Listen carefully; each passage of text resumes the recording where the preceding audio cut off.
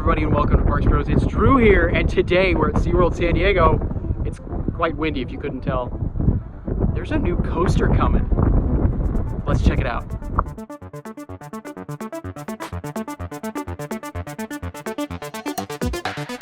Let's start this brand new coaster update from the sky up in Sky Tower, where you can actually see there has been quite a lot of land clearing next to the Wild Arctic building. Just a couple of months ago, there was a lot of storage back there, but now it's completely flattened out and there is little to nothing in that space. But we can also see there's a big rectangle in the far side of the parking lot holding what looks to be some track, but we'll get over there in just a little bit of time as we take some more time to look at the land clearing from Sky Tower. Now from that we went to Emperor and decided why not get a quick view of everything going on. Oh, it definitely looks like there's some track back there, as well as the land clearing is definitely underway over in that section. Well, since it's next to Wild Arctic, let's check into Wild Arctic to see if anything has changed in there, as of course the original Wild Arctic ride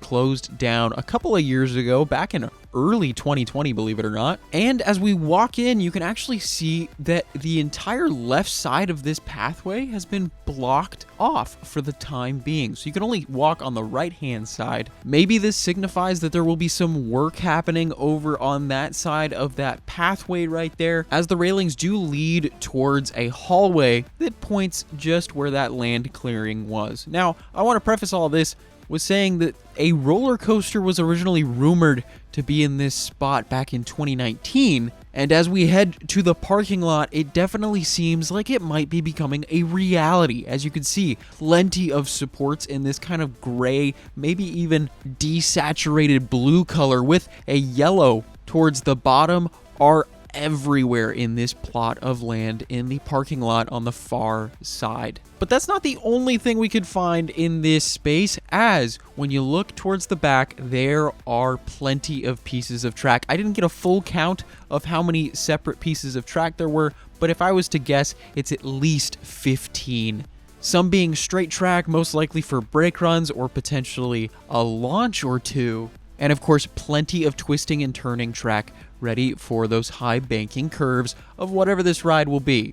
Now, of course, as we started walking around, kind of perusing in the site, we ended up getting more and more clues about what this ride specifically is. And as you can see right here, this sheet of paper unmistakably says Family Launch Coaster Columns SeaWorld San Diego project. Well, we know it's a family launch coaster for sure. Now, of course, we can't exactly determine the make quite yet, but as we make our way around, you can see plenty of taller supports towards this end of the lot, and we're getting closer and closer to that beautiful looking blue, almost edging towards teal track. It looks absolutely stunning in person. I love this color so much. And I will say, I find it incredibly interesting that it seems like they marked off the spots where the ride wheels would travel on this potential roller coaster. And I gotta admit, it kind of looks cool with that two-tone paint scheme. Now, I'm sure if we were to take enough time to go in depth on every single piece of track in the lot, we could kind of figure out what exactly each is doing,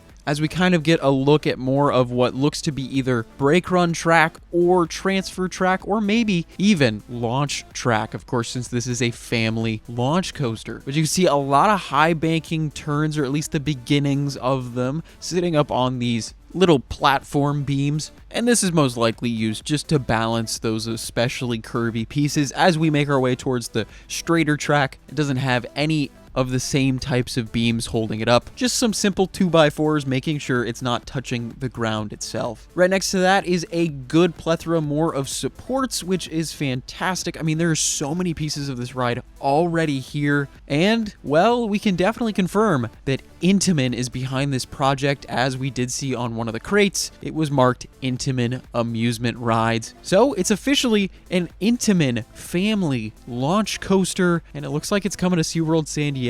Absolutely phenomenal news if you ask me. I absolutely love Wavebreaker over at SeaWorld San Antonio. It's a really fun ride for the whole family, but it does pack a little bit more of a punch than you'd probably expect. So if it's anything like that, you can bet I am going to be over the moon.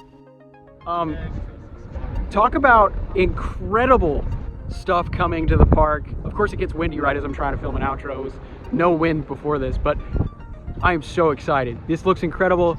You can see there's a lot of hints to what it is and where it might be. We'll see though. Just stay tuned. Make sure to subscribe if you want more updates, because we'll definitely have a bunch of them until this thing, whatever it is, opens in the future. But of course, thank you so much for watching, and until then, we'll see you on the next ride.